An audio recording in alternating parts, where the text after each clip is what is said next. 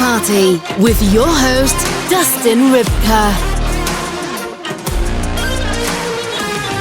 Hello and welcome to Sex Party. I'm your host, Dustin Rybka. With me this week on the show is sex educator Irma Garcia. We are going to talk about her experiences at a sex party, what it's like to be a sex educator. She's got sex toy recommendations. She's mixing her own horniness, her own sexuality with educational content online.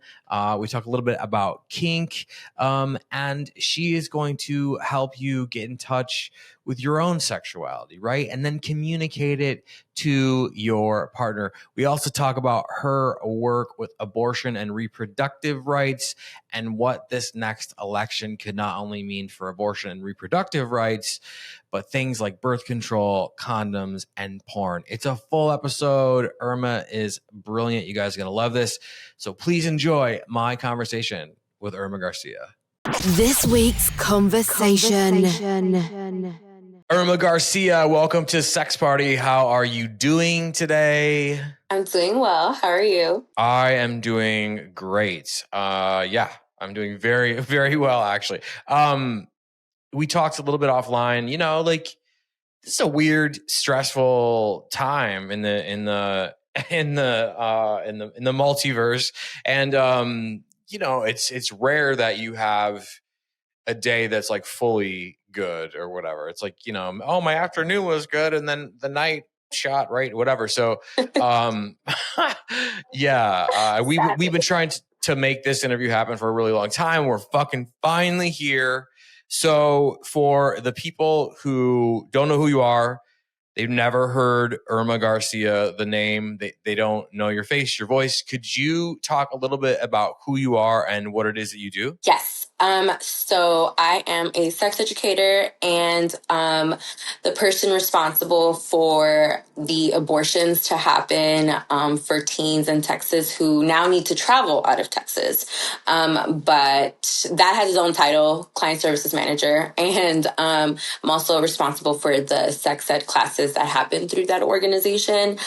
But Dirty South Sex Ed kind of grew out of that work, but also the love that I have for the South, which is where I'm from. I'm from Houston. And the love that I have for sex education, for everything pleasure, and just wanting the best for all of my people, like all marginalized communities. And it also grew out of the pandemic when we all just like were kind of stuck on our phone or on technology. And I felt that during that time, we also needed to learn how to have better pleasure practices because we were just going through a lot, and we still are.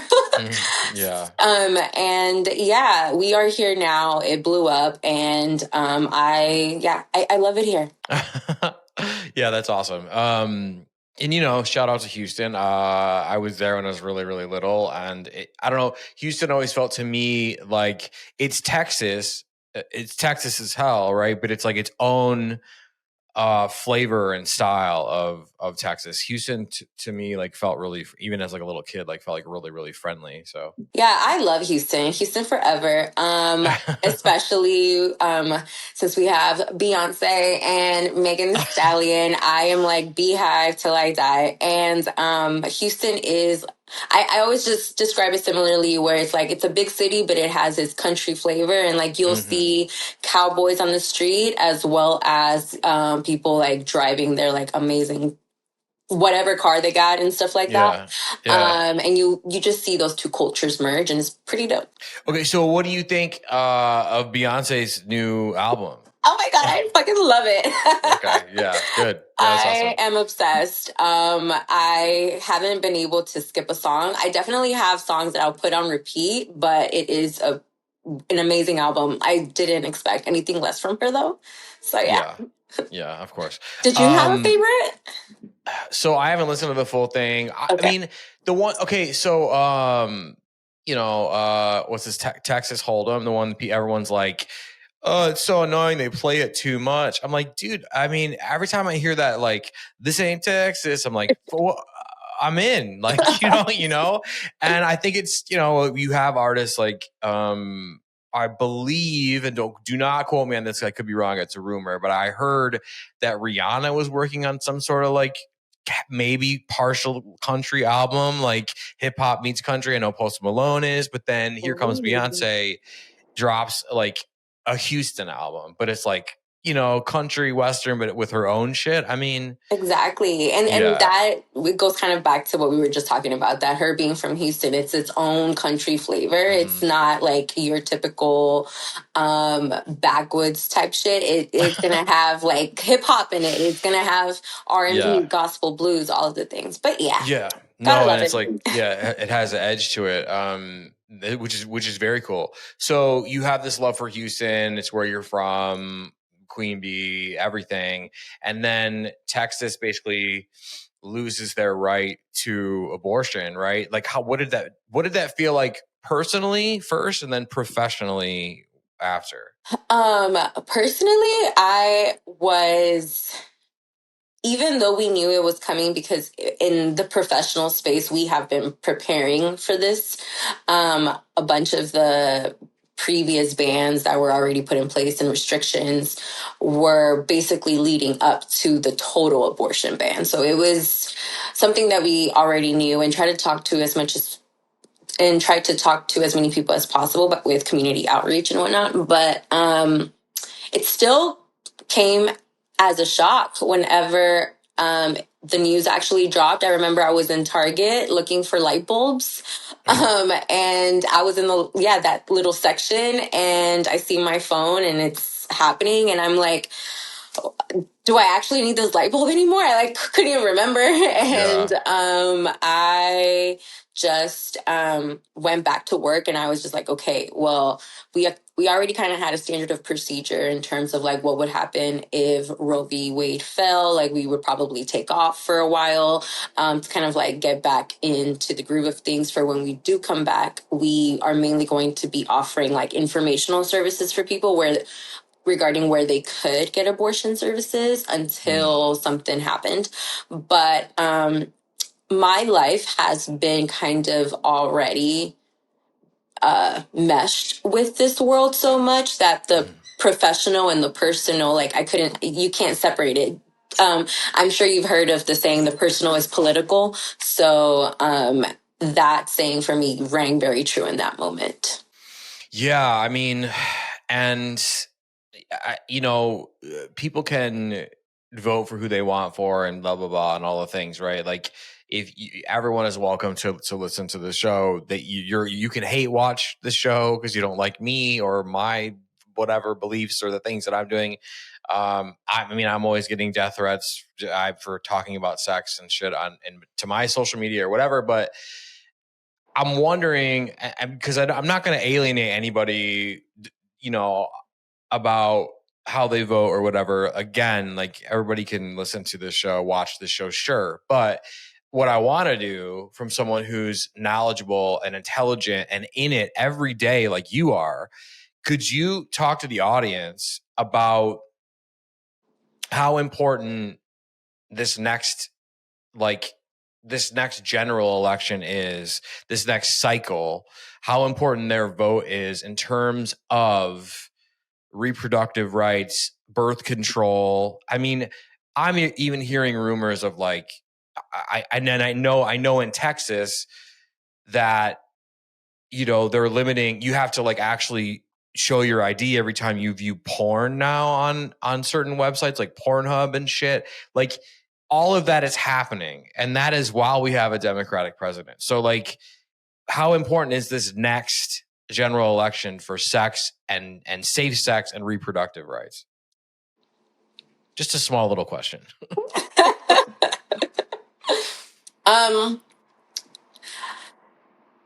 To be honest and to in full transparency, I am probably not the best person to ask because I can be a bit radical. Get radical if you want. Because now it's really gotten to a point where whoever is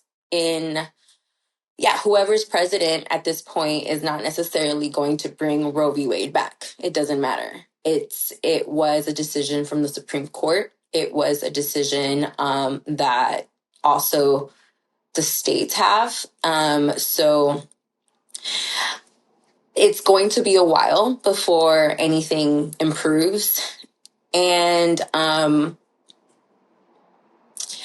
think many people have seen in the past that the people that we have in government are going to give up certain things in order to have other things, such as like corporate approval, in order to have funding for the things that they need or the things that they want, actually. So to be quite frank with you, like at this point, your what matters the most is your personal education on how to have a self-managed abortion, where to get an abortion, if you are in a state that has a ban, or if you are someone who cannot get pregnant. If, like, for men, cis men, do you have the ability to get people Plan B, whenever you have sex with them? Are you able to drive someone to an abortion clinic if someone needs that ride? Are you able to help donate to someone's abortion procedure? So now what matters more than anything is community support, mutual aid support, and personal education to be able to be there for one another, because whoever is sitting in that presidency chair is really not going to care. And I know that can be a bit radical, but it is at the point that we did have a Democratic president who did promise to uphold reproductive rights for all people, and this still happened. So no one at this point, the trust that we have in our government is like almost zero. And elections can help for some things, and I am not telling anyone to not vote. Obviously, vote if you can and if you are able to, because it is also a privilege. But I am of the mind that voting does not fix everything, because the system is working as it was intended to. Okay. Yeah. No, I really appreciate that, because I did kind of put you on the spot there, but I was like, I had to, because I had to take advantage of that, because you're working with this stuff every day, and it is a really crunchy, to say the fucking least, topic. But I just feel like, there's so much division that it's almost like silly.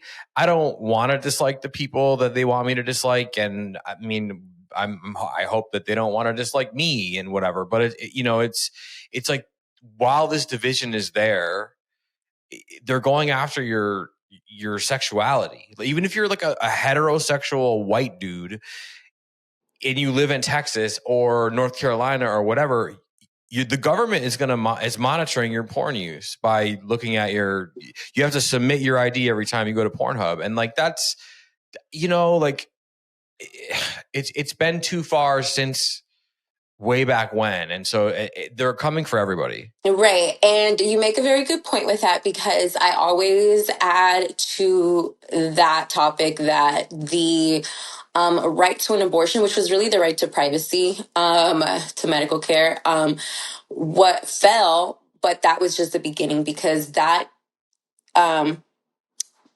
precedent is what allowed for IVF procedures to happen. So Right. now, unfortunately, now that Roe v. Wade fell, the next thing that they're going for is trans care and IVF care, because it falls under the same umbrella. So it's going to affect the people who probably voted for anti-choice representatives, if they ever need to get pregnant via IVF, they're probably not going to have that right at some point as well, because it all fell under the same umbrella. And then people who are queer sometimes, unfortunately, do fall under the umbrella of being racist, of being prejudiced, and all of that. Like, just because we are queer, like, it doesn't give us a pass that we're like more moral than other people. Unfortunately, the queer community does have a lot of complicated and icky parts of it. And so that means that if we have gay men also not like fighting for people's rights to an abortion or to other things, then it's also going to affect them if they ever need health care and later in the future. So it affects everybody. Mm-hmm.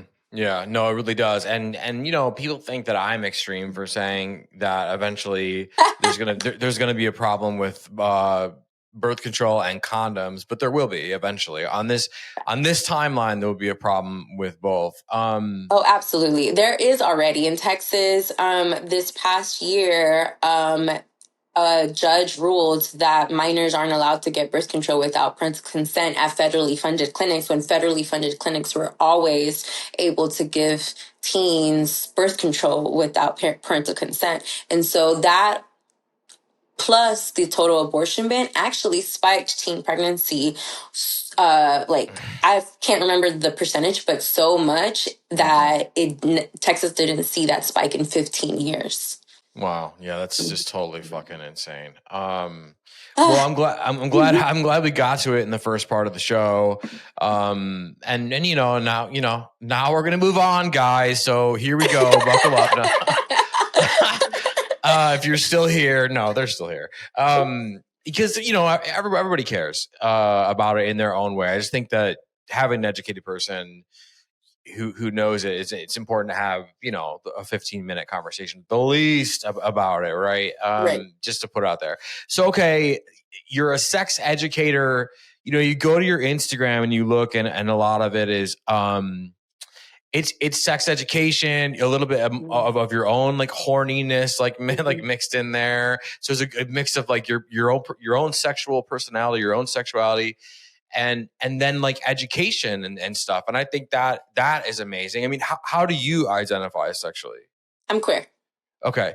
And was that something that when you started being a sex educator, was that something that was really important for you for it to be known, for it to be out there? Like, were you like really proud about it, or was it something you sort of like eased into?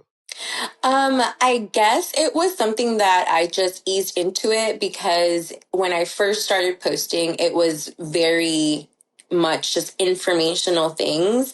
I wasn't really posting. I did post like the second or first, one of the like first two posts were about me, so that folks knew like who I was in the background, like who was the person posting.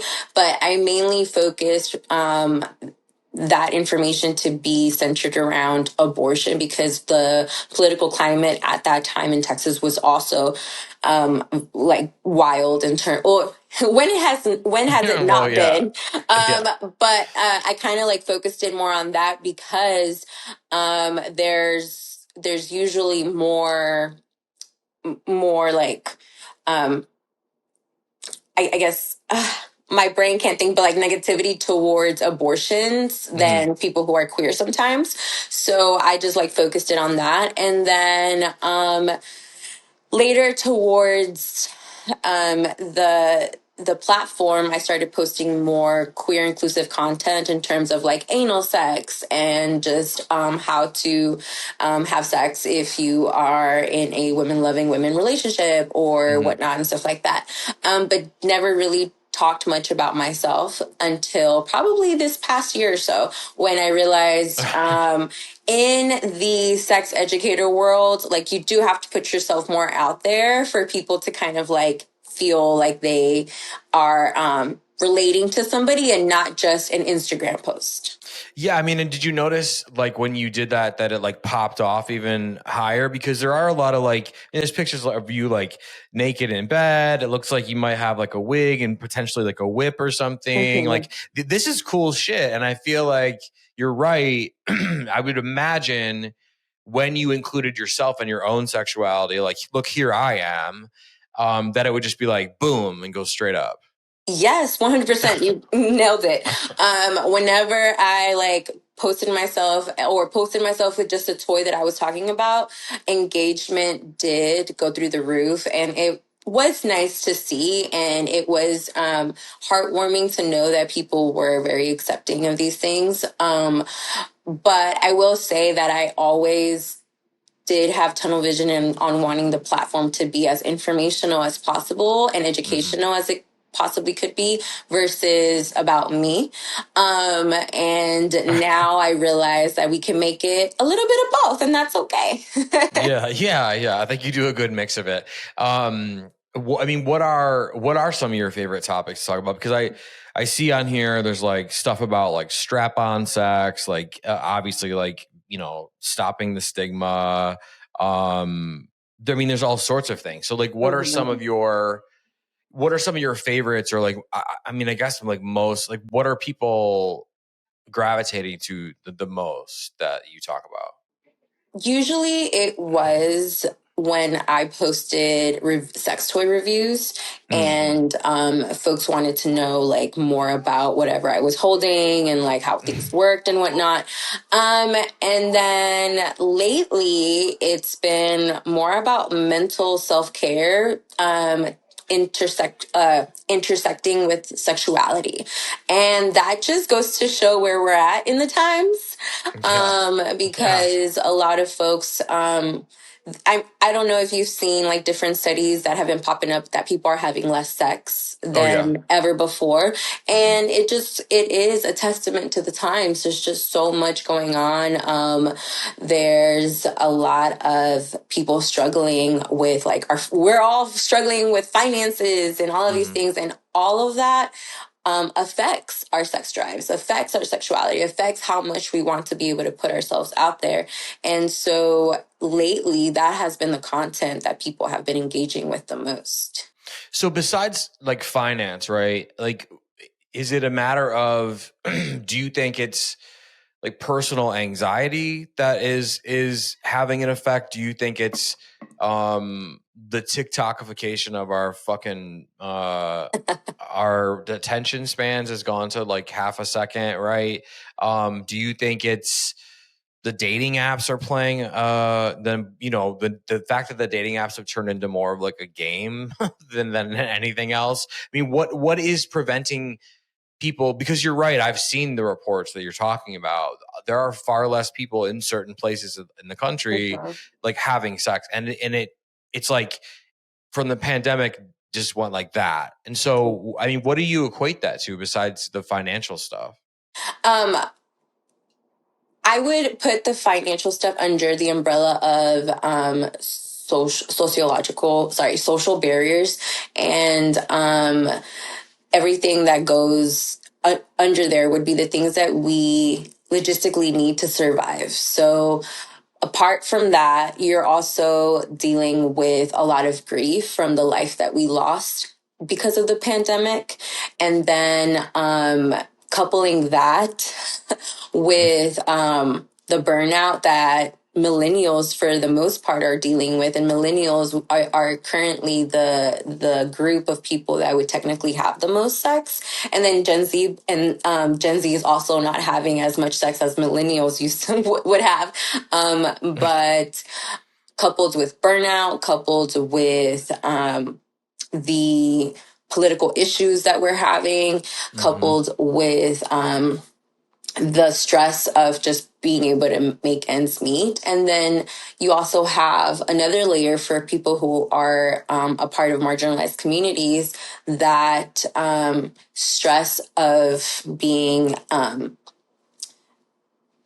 the stress of being marginalized, whether you go through racism, sexism, homophobia, all of these things, all of that affects your sex drive as well. But that just goes to show that literally anything that you go through in life can affect your libido, whether it's negative or positive. Some people their libido shoots up whenever they're stressed, but that is a far less percentage than folks who kind of fall the other way, where if they are under a lot of stress, they just do not want to have sex anymore. There's just a lot more mental health issues that we're going through. Not that mental health didn't exist with our parents and people beforehand, but they also did not have the political climate and the economical climate that we have now. So that's just some of the few reasons that I can name at the moment, but we could talk about this all day. Well, another simple question for you, since I have you here, but like, how do we fix it? Oh man. I That mean, is the $1 million question. no, it is. But and you can take it from any angle you want. You can do the higher up, like this is how we whatever, or you can go from like a personal thing because they both count. You know. No, yeah. So, apart from everything that I previously mentioned, adding the sex education piece to that little concoction is very important because not a lot of people have proper sex ed to understand how our sexuality works, how libido works, how our mental health is connected to all of that. Most people just see sex as, like this thing that you do, like you like bang and that's it, you go to sleep. Versus there's Well, some actually, people do that. and that is great. And I love that for them. But for the most part, I love that there's a lot more conversation around sex. Having not necessarily a specific formula, but a formula that it requires intention. It requires you to take care of yourself, and not in a way that like is like, oh, you have to go to the gym, you have to eat healthy, blah blah. While all of those things are super important and do help, of course, more so in a way of like taking care of yourself as much as possible in terms of burnout, in terms of like speaking up whenever you need help, and if you are in a relationship, specifically a monogamous relationship, because those are usually the relationships that the support is not usually divided equally, versus in poly relationships or in platonic relationships with friends, you can usually count on many people to support you. So speaking up about your needs is very important, and being able to understand what active listening is and what communication is, and also understanding your desires is so important. I always love to talk to people about the yes, no, maybe list. Yeah, I love this. And those are just truly the baseline. Like it's just a starting point, and it's really easy to get people who may have very minimal knowledge of sex education. It's just like a starting point for folks to kind of like put language to their desires, because all they know is that sex is probably bad if it's done in the context of like watching porn or masturbating or not being in a relationship or whatever. So whenever they have language on paper and see like, oh, other people have these desires too, this is normal, this is okay, it creates a completely different psyche for them, and allows them to be able to communicate that with the people that they're dating, the people that they're talking to or having fun with. So to keep this as short as possible, I want folks to be as intentional as possible with their sex life, just as intentional as they may be with like what they eat, what they do with their body, like maybe working out, or with their job. So if we're giving all of these other parts of our life that effort, at work to not get fired, at the gym to, I don't know, like just have a good body, or if you're very like strict about your food to, be careful of what you put in your body, your sex life requires and deserves that much intention as well. Yeah, it's only your fucking pleasure, guys. What the Exactly. fuck? It's only pleasure. So okay, do you it's only the thing that fucking feels good, y'all. Oh my God. Right. Jesus. Well, I think this the stigma, right? And you talk a lot about it on your Instagram and in the research I've done on you.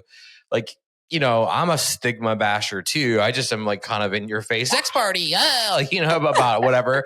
But there is a goal to this fucking thing, and we should be able to laugh about it and whatever. But I think this stigma is cultural. I mean, I don't have to tell you, a million times more than I do, but it's like it does hold people back. So when you say make a yes, no, maybe list, is this an exercise that they do with a partner where they sit down like, listen, we're going to do yes, no, maybe separately, and then we're going to compare? And if so, right, bonus question, what advice would you give them if they're scared? If someone wants to like go to a sex party or have a threesome or watch the person put, like put a fucking sex toy in their ass and their pussy at the same time. But they're like, I can't say that to my girlfriend or my wife or whatever. How would you advise them to do that? So we ease into these things because there there is a lot of stigma, like we talked about, and depending on the person you're with, there is no formula that works for everybody. So you kind of tailor everything depending on if you are doing this with a partner, if you are trying to, I don't know, ramp up y'all's sex life, or if you are doing it by yourself, then it's a lot easier to do it by yourself, right? Because you're just like checking off on this list all the things that you see on there that you like, that maybe you don't, or maybe that you're down to do, and then the things that you're not about. And then you kind of like get to explore when you're not in a relationship, maybe if possible at a sex party or with a consensual partner, versus if you are in a relationship, you do have to put the other person's needs, wants, desires, and boundaries in the equation as well. So I have told folks to definitely do it alone to start. You have to get to know yourself first. Sure. That's why self pleasure is very important for everybody, for men, women, and everyone. You have to be able to know what you like, what you don't like, and you also have to be open to exploring, because your desires and your pleasure is going to evolve as we get older. The things that we liked when we were teens and we were in our early 20s are probably going to change as like you get older. Like I know that whenever I was in college, I was not into the same things that I'm now in my 30s. Yeah. Like your world opens. Mhm. Yeah. So going into this activity with that mindset that like what you see on paper is just a starting point, and then when we talk to the person that we're doing this with, creating that safe container that what is said here is not going to be, I don't know, hashed out in an argument. There's boundaries to these things. And you also have to trust the person that you're with. So if you already, if a relationship kind of already has those issues, then that's a different thing that we also have to talk about. And that's why couples counseling is such a big part of sex therapy, that like we have to address all of the other underlying issues that are affecting the sex life y'all are having, because there's probably resentment going on. There's probably lack of communication. There's probably lack of support, all of these other things that if they weren't there, y'all would probably be having banging ass sex, because maybe y'all wouldn't be as stressed as you are or as angry at each other as y'all are right now. And that's not to like exclude people who kind of have that libido where it shoots up when y'all are angry at each other too. There's also Yeah. that type of sex. But you have to know who you're with. So first, know yourself, know who you're with, and then put it all together with respect, trust, and empathy.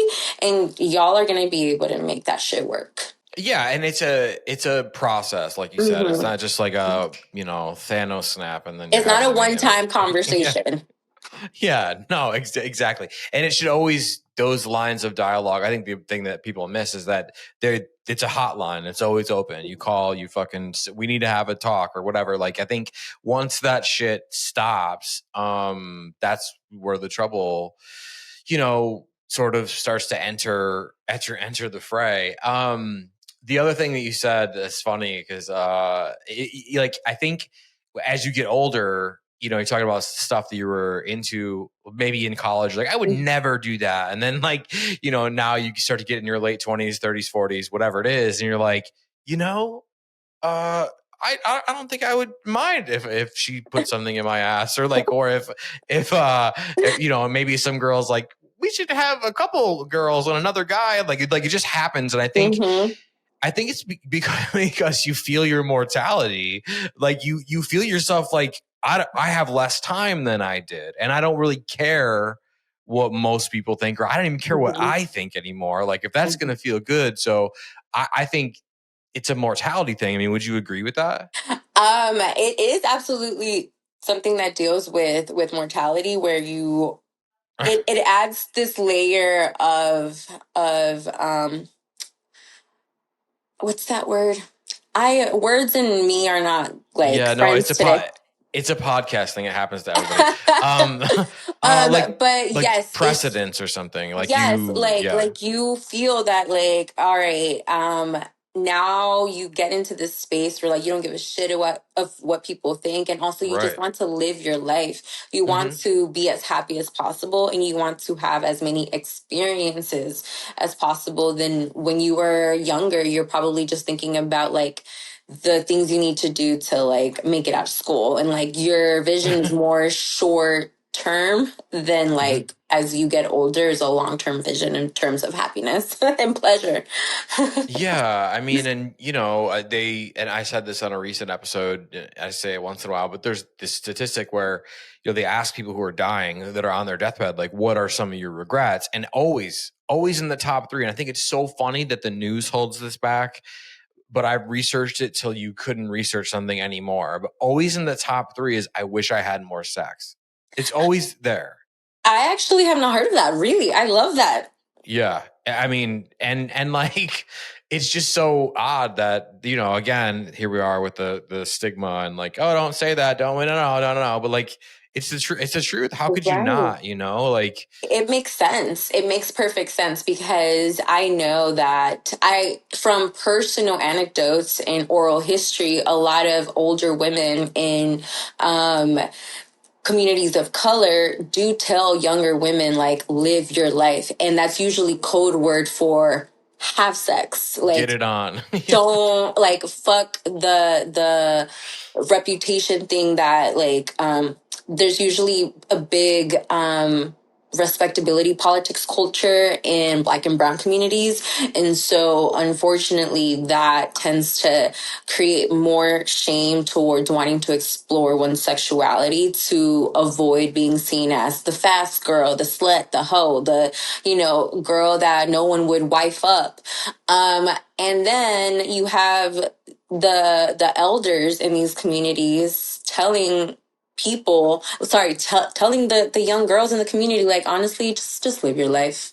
Like, fuck what they say at this point, because you're gonna get old. Like I remember my grandma telling me that as well, like right before, maybe like a year before she passed away, is like, just live your life. Just live your life. When I was younger, she was probably the most prude person I could find. Right. So Yeah. it makes sense.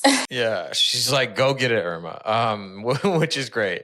Yeah, no, and I think the other thing that is really odd, and I can't wait to get your opinion on this, is the amount of sex in certain places is going down for sure, but the popularity of things like polyamory and like non-monogamy, ethical non-monogamy, sex parties, play parties, those things are going up. So that's like total. I mean, I don't think it's totally contradictory. My theory is that people have always been doing that, just not talking about it as much, right? So now maybe they're talking about it more, but it seems to be growing more and more accepted.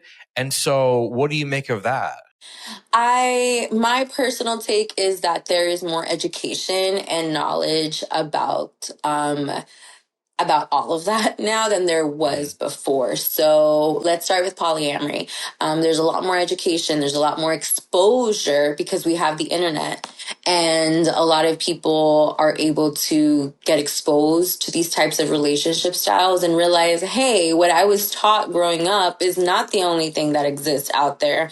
There's more things. And that's just the power of education and the power of technology and the power of access, which is something that we talk about in relation to education, and then in relation to sex education, who has access to these things. And it's usually not marginalized communities. So now we are able to see these relationship styles being more prevalent. And when we talk about sex parties, play parties, they're more being spotlighted than before, because Mm-hmm. sex is also being talked about more. And it's also a very interesting phenomenon where sex is being talked about more and there is a lot more positivity around it.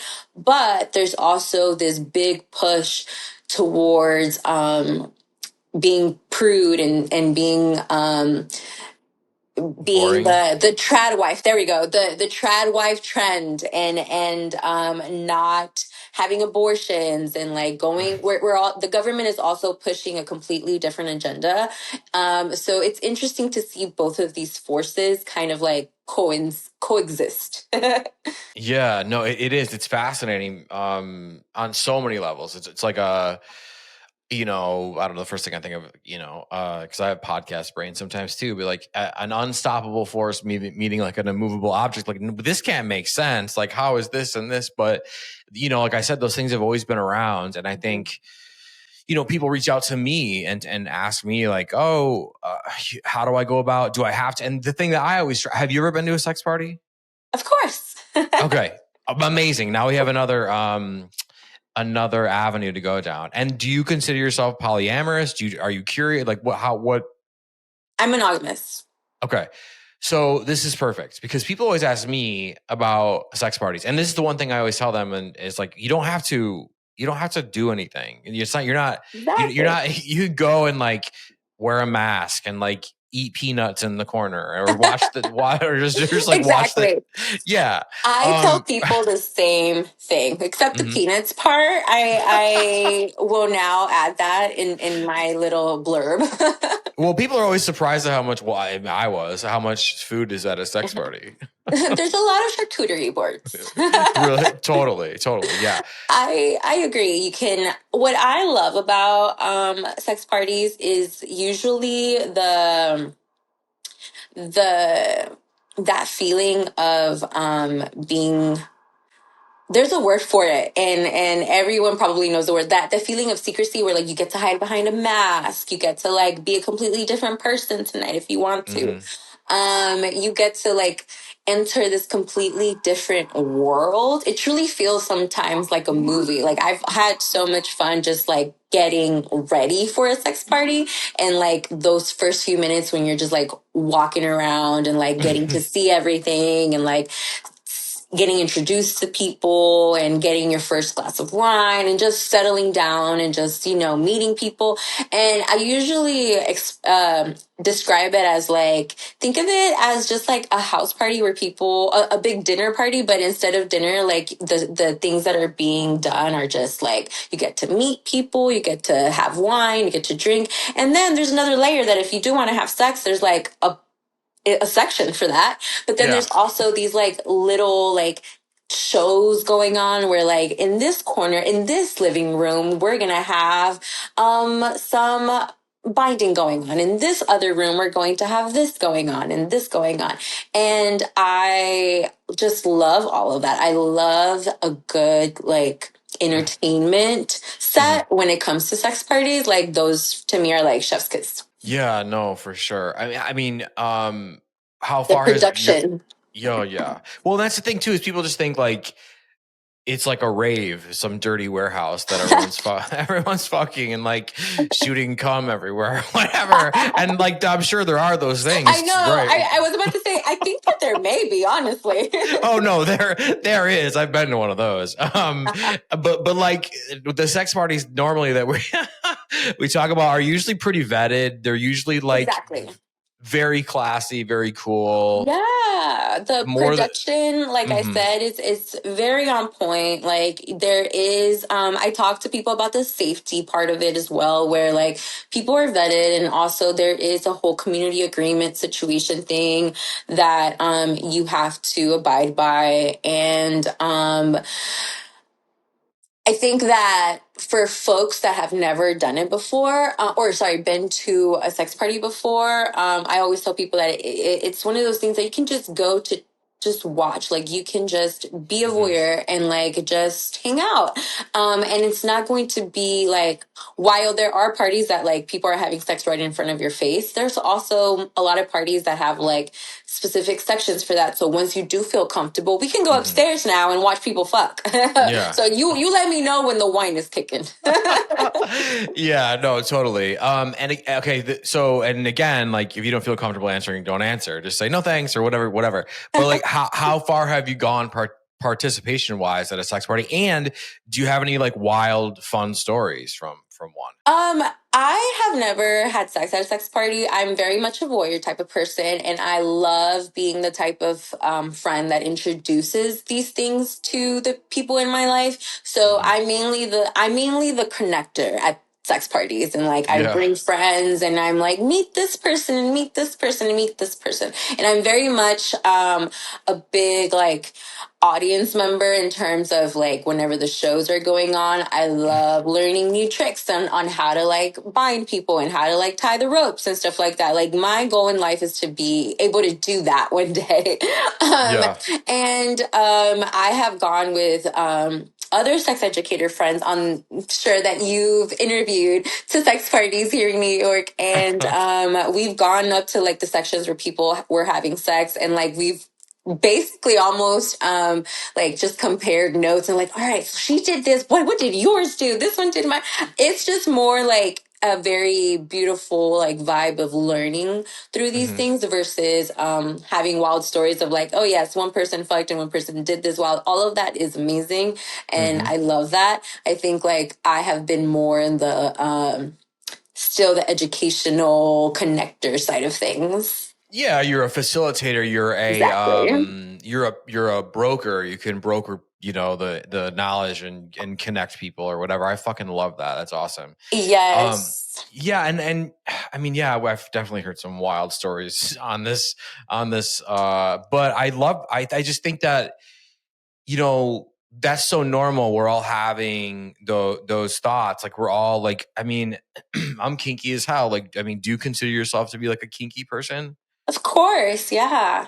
Yeah. And so there's so many people that I feel, and again, you would know more than me. That's why you're here. That's why I bring experts like yourself on, that feel guilty about like, putting a gag ball in someone's mouth or fucking a leather mat or whatever they're into, tying people up, whatever. And it's just, to me, I love the thrill, the feeling of that. I'm a very dominant person. And so but at the same time, I will get afraid to like push it too far because I've had experiences in the past where it's like I've been like really dominant and like we didn't have a safe word set up and whatever. And so, I mean, what would you say to someone, that wants to like put a gag ball in someone's mouth and like bring out the whip like you have in one of your pictures and like really get like freaky, kinky, whatever? Like, how do they bring up that conversation and let their partner for the evening or person at the sex party, like, how do they let them know that that's what they want to do? Well, if you are at a structured event, it is going to be something that is easily talked about already, because folks are going to probably have bracelets. I don't know if you've been to parties where like they color code things and stuff like that. So to make things easier, so like you're able to know folks who are down to do certain things and down to not do certain things. But if you're doing it in your own like at home personal capacity, I think that what most people do not talk about in terms of like your casual conversations of kink is that correct safety words aren't being used as they should, as much as they should, or at all. And a lot of kink is probably happening under the influence, whether it's alcohol or drugs. And not that it's a bad thing, but more so that it is important to understand that it will hinder how much you know what's going on in terms of like, are you still able to hear this person's safe word if they do say that? And are you still able to say a safe word if you like want to end certain things? And are y'all still going to be comfortable going as far as y'all will go if that does happen, you know? I have definitely been in situations personally where like if we were under the influence and if we were being kinky, like it got to a point where we were like, whoa, at this point we're just fighting and I'm going to kick your ass. So, pause. And, Wait, are you more of a dominant person or a submissive, or do you switch around? switch around, but I will say that I tend to lean more towards submissive. I love being told what to do, but at the same time, I do think that like, I do a good balance of switching if I can. I also don't always do a good job. Like whenever I have met people in the past who have been kinky with me, it's always been people who wanted to be the same thing that I wanted to be. And I'm like, oh, we're going to have to flip a coin. Oh my God. But yes, to kind of like close that little like part of the question, understanding how safe containers work is going to be of the utmost importance so that whatever play happens can happen as beautifully and with as much pleasure as possible, because at that point, if there is a bad experience, it probably will leave a bad taste in the other person's mouth, and then you're not going to have a partner anymore, and then what's the fun in that? So creating a safe container would be priority for anyone. Yeah, for sure. I mean, at the end of the day, you don't want somebody screaming fucking, right. And curiosity. Sorry. Having an open mind and being curious. Like, oh my God, what's the point if you are not going to be open to do things? Yeah, no, I think that's really, really, really important. Here towards the end of the episode, I want to ask you, I mean, have you always been, this is something we probably would have got to in the beginning or the middle, but we kind of went in reverse in this episode, which I love. We love a good time travel episode. I mean, have you always been a sexual person? I mean, how did you get into this work? Yeah. So I love to tell people that I have been sexual my entire life. I definitely was that young person that just felt very connected with their sexual self, even as a teenager. And I remember having my, like playing with myself at like 8 and like understanding that like that was a bad thing to do because I was in a church setting. And sorry, I grew up in the church setting, so I did not masturbate at church. Well, there's some people on the show have done that, so. Right. I like grew up with that type of indoctrination, but regardless of that, I still knew that I'm like, okay, well, I cannot wait to get the fuck out of here because I just want to live my life. And I remember praying to God when I was like 15, probably. I was like, God, if the rapture is going to happen, please just let me lose my virginity before that happens. Like that was my like main problem at that time. So, time goes on. I go to, I do undergrad at UT. I minor in women's and gender studies and go through the human sexuality track to become a sex educator. And so like, then I get into the professional world of things and just my entire world opens and like, I end up having these personal lived experiences with sex that I have always wanted. Of course, good and bad, but, I wouldn't like replace them with anything in this world because I like think that they were all valuable learning experiences to get me to where I am today to be able to do this work as effectively as possible. And I'm still not done learning. I'm still like processing a lot of different things in terms of sexuality, in terms of like how, one can have beautiful, pleasurable sex in a world that like in the current world that we have, how like sex looks like for me in a monogamous relationship, what self-pleasure looks like to me, what pleasure in general looks like for me, and how I can like bring that into my work in abortion and sex education for adults. Yeah. Okay. So sex education for adults.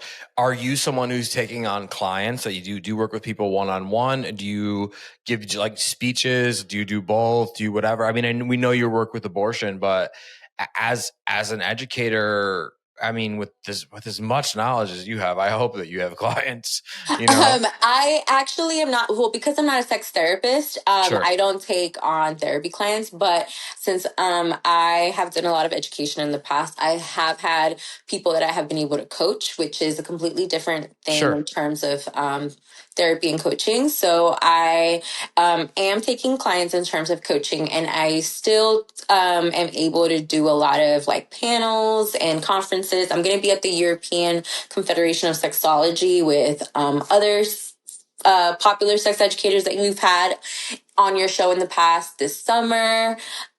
So yeah, we're working. No, that's fucking. Well, I just wanted, I mean, them to know that they could reach out and Yeah. become a coaching client of yours, because it'd be a fucking shame if someone with your attitude towards it and your brilliance and like your level of education like didn't have you know like wasn't taking clients. So I think that that's incredible, and I'm glad to hear that. Two last things. One, do you have a recommendation for, and I'm gonna stall a bit so you can think about it, a sex toy? Like, what's really blowing your mind right now? What would other women just go nuts for? That's question one, and then we'll get to the final question after that. Oh, Did I'm I not sure that stall of enough? all of the sex educators that you interviewed, I'm sure everyone tells you how like that's such a hard question. And because we all probably have like a chest of sex toys. Sure. But I am gonna go with what's usually on my nightstand is this small like handheld sweet vibrations, not a bullet, but kind of just like a handheld small um clitoral vibrator that kind of like just gets to the point if you need it to get to the point. And if you want to ease into things, it can take you, it can, you know, keep you in bed and in pleasure for a while. And so I just like something that's quick and easy and to the point. So that's something that I would recommend for folks. But my second top favorite is the Lawand vibrator, the more bigger one, just because it is a lot more fun to play with in terms of like, do I want to be laying down? Do I want to be in all fours? Do I want to be the other way? Like it's a lot more fun. So I would say a Lawand and a Sweet Vibrations clitoral vibrator. Those are great, and we get the wand. The wand one, I think, is the number one that we always get. We like, well, different versions of the wand, I would say. Right. But so that's fucking awesome. Okay, final question. There's somebody out there, they need an abortion, right? There's somebody out there, they desperately want to come to terms with their sexuality. There's somebody out there is terrified to go to a sex party. There's somebody, you get the point, right? Mm-hmm. They need help in the sexuality department, and it's crucial to their life. Okay, what advice would you give them with all the education, all your lived experience, all of the things that you find important? Like, what advice do you give somebody who's in a situation that they just want to feel like themselves sexually, no matter what that means? I would tell them that honestly, what all the elders have told me and a million other women, live your fucking life.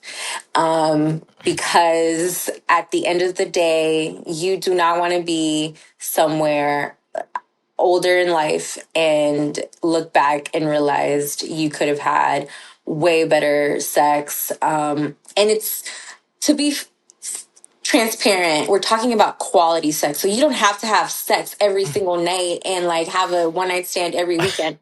as long as you're having the sex that you want to have, the mind-blowing sex that you want to have, the sensual sex that you want to have, that is what matters. So live your fucking life and everything else will fall into place. Okay, love that. Irma Garcia, thank you so much for being on Sex Party. Let's tell them where they can find you on social, where they can find your work, where they can like all your posts, they can dump money on whatever you want them to dump money on. They can, most importantly, retain your services. Where can they find you? I am on Instagram at sexed with Irma and on Twitter at sexed with Irma. And you are free to email me on, there is an email button on my Instagram page that it'll just direct you to email me if you want to become a client, and we'll go from there. And I will also be at the European Confederation of Sexology at the end of May in Italy. If there are other people who will be there, yeah, come say hi. But that's where y'all can find me. That's amazing. Well, it's been a pleasure having you. I think you just killed it with, you know, a mix of like horniness and intense like value and education. So I thank you so much for coming and being yourself. It means a fucking ton. I would love to have you back. So we'll have to figure that out. Okay. Awesome. Talk soon. Bye. Big thank you to my guest, Irma Garcia, for being with me on the show this week. Make sure you go check out everything she is doing. Become a client of hers. She's brilliant. Make sure you're following her on Instagram. She's got an incredible Instagram. If you're loving guests like Irma, you want to see her again, she will be back. You're loving the show and you're listening to this on platforms like Apple and Spotify. What do you do to show that love, right? You could leave a rating, you could leave a review. Those things are great. But the most important thing you want to do is you want to subscribe to the show so you never miss a brand new episode every single Wednesday, especially if you're listening to this on Apple Podcasts. Apple has been apparently unsubscribing people who haven't listened in a while. So go to Apple Podcasts, go to Sex Party with Dustin Rybka. Upper right-hand corner, you want to see a check mark. If you don't see a check mark, you see a pause sign, smiley face, plus sign, whatever, hit that button until you see a check mark. Then you'll be resubscribed. If you are watching on YouTube, which candy would you rather use sexually if you had to? Mike and Ike's or Sour Patch Kids? If you are watching on YouTube, I love you. I see you. I appreciate you. If you're watching on YouTube, you could leave a comment. You could like the video. But again, most important thing you want to do, make sure you're subscribed to the channel so you never miss a new episode every single Wednesday. I'm always available in the DMs on Instagram, and I will see you all right back here next week. Thanks for listening. The party continues next week. Click subscribe and let's make this a regular thing. Follow the show on Instagram and Twitter at SexPartyFM. Follow Dustin at Dustin Rybka.